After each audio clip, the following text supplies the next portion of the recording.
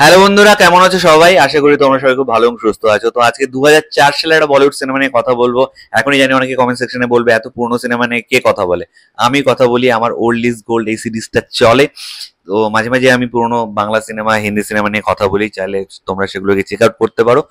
D Alex old is gold লিখলেই পরপর সেগুলো চলে আসবে আর কি। তো কথা বলবো 2004 সালের এই সিনেমাটা নিয়ে, খাকি। আই থিঙ্ক তোমরা অনেকেই এই সিনেমাটা দেখেছো, আবার অনেকে দেখোনি।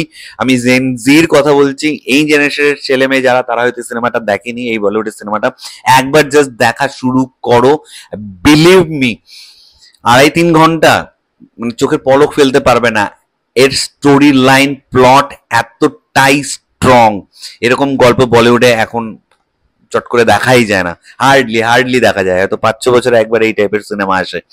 তো ডিরেক্টেড বাই রাজকুমার সন্তোষী, সেই সময় প্রচুর ভালো ভালো সিনেমা আমাদের উপহার দিয়েছেন।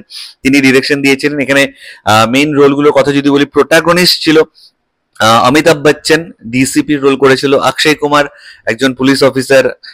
দেন তুষার কাপুর, তার সাবঅর্ডিনেট, সেও পুলিশ অফিসার। অতুল কুলকার্নি, যাকে একজন টেরিস্ট হিসেবে আমাদের দেখানো হয়েছিল, এবং নান আদার দেন অজয় দেবগন, যে হচ্ছে মাস্টার মাইন্ড ক্রিমিনাল ছিল এই মুভিতে। এবং ঐশ্বরিয়া রায়ও একটা ভালো ইম্প্যাক্টফুল এখানে মানে কি বলবো, অন্য টাইপের একটা গ্রে শেডের ক্যারেক্টার এখানে প্লে করেছিল। তো আরো অনেকে সাপোর্টিং রোলে অনেকে ছিল। একটু নামগুলো বলে দিই, কারণ তোমরা তাদেরকে অনেকেই চেনো। যেরকম প্রকাশ রাজকে তোমরা অনেকেই চেনো, জয়াপ্রদা, সব্যসাচী আমাদের এখানে বাংলা থেকে ছিল, হোম মিনিস্টার রোল প্লে করেছিল। এছাড়া তনুজা ছিলেন। লারা দত্ত গেস্ট অ্যাপিয়ারেন্স দিয়েছিল একটা গানে। গানগুলো খুব ভালো এই সিনেমাটার। দিল ডুবা ওই গানটা ছিল। দেন এসা জাদু ডালা রে, তারপরে এটা যেন কি ওই রোমান্টিক নাম্বারটা, ওয়াদা রাহা প্যার সে প্যার কা।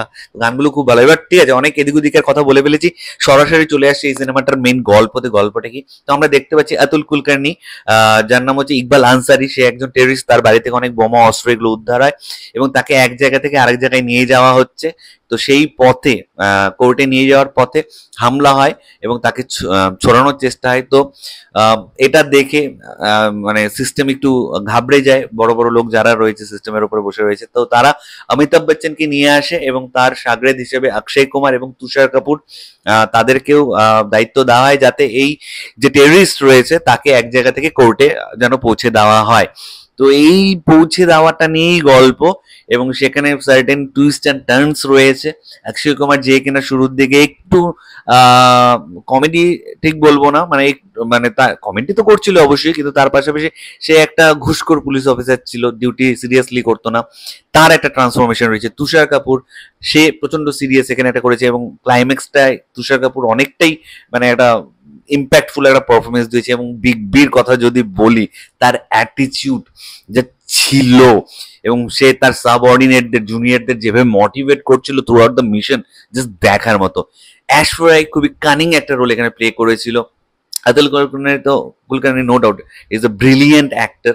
তার গল্পটার মধ্যেও টুইস্ট রয়েছে, সে যে একজন টেররিস্ট, তার গল্পের মধ্যে টুইস্ট রয়েছে। কিন্তু অজয় দেবগন মানে অমিতাভ বচ্চন, অক্ষয় কুমার, তুষার কাপুর, এই পজিটিভটার উল্টো পাশে একাই যেন ভারী পড়ছিল অজয় কুমার। এবং শেষের দিকে একটা সিন রয়েছে যেখানে অজয় দেবগন একটা চোখ পুরো বন্ধ আর একটা চোখ খোলা রেখে কথা বলছে, তার সেই অ্যাটিটিউডটা মানে কি বলবো আর কি। তো খুবই ভালো গল্প, সুন্দর সুন্দর কিছু ডায়লগ রয়েছে, অ্যাকশন ভরপুর রয়েছে, এবং পারফরমেন্স তো এক্সবার্কার। স্টোরিটা, প্লটটাও এত মানে টুইস্ট অ্যান্ড টার্নস গুলো এমন সময় সময় তোমাকে দেবে না, মানে একটার পর একটা এরকম আনফোল্ড হতে থাকে, এবং তোমাকে একটা সময়ের জন্য বোর করবে না সিনেমাটা। ইনফ্যাক্ট তুষার কাপুরের পারফরমেন্স এখানে খুব ভালো ছিল, এর থেকে বেশি আর কি বলবো। এবং director had done a fabulous job. এবং খাকি 2 যদি রিলিজ করতো না, আমার মনে হয় খুবই ভালো হতো, কারণ খাকি একটা ফ্র্যাঞ্চাইজি হতে পারতো। খাকির মধ্যে সেই দমটা ছিল। এখন তো ওয়েব সিরিজ হচ্ছে খাকিতে, খাকি নামে। আমাদের বেঙ্গল চ্যাপ্টার হলো, আগে বিয়ার চ্যাপ্টার, এখন বেঙ্গল চ্যাপ্টার। কিন্তু এই খাকি মুভিটা 2004 সালে, তখন যদি প্রোডাকশন হাউস একটু সাপোর্ট দিত না, তাহলে মানে একটু যদি ভরসা দেখাতো, সাহস দেখাতো, সেই সময় 5th হাইয়েস্ট গ্রসিং সিনেমা ছিল 2004 সালের এই সিনেমাটা খাকি।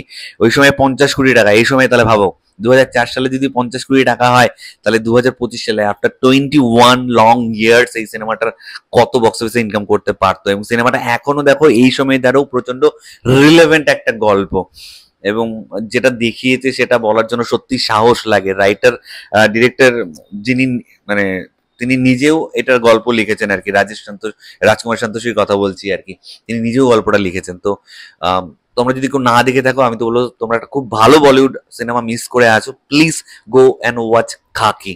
তো এটাই তোমার সাথে শেয়ার করেছিল, তোমাদের কার কি মতামত প্লিজ নিচে কমেন্ট করে জানাও। তোমরা যারা যারা খাকি সিনেমাটা দেখে ফেলেছো বা দেখেছো অনেক আগে বা রিসেন্টলি দেখেছো বা আমার ভিডিওটা দেখার পরে দেখেছো, প্লিজ নিচে কমেন্ট করে জানাও যে তোমাদের সিনেমাটা কেমন লাগলো। আমি কি তোমাদের সময় নষ্ট করলাম নাকি সময়টা একটা ঠিক জায়গায় তোমাদেরকে দিলাম? তো ঠিক আছে বন্ধুরা, ভালো থেকো, ভিডিওটা ভালো লাগলে লাইক করে শেয়ার করে দিও। চলো, love you all, ta-ta, take care.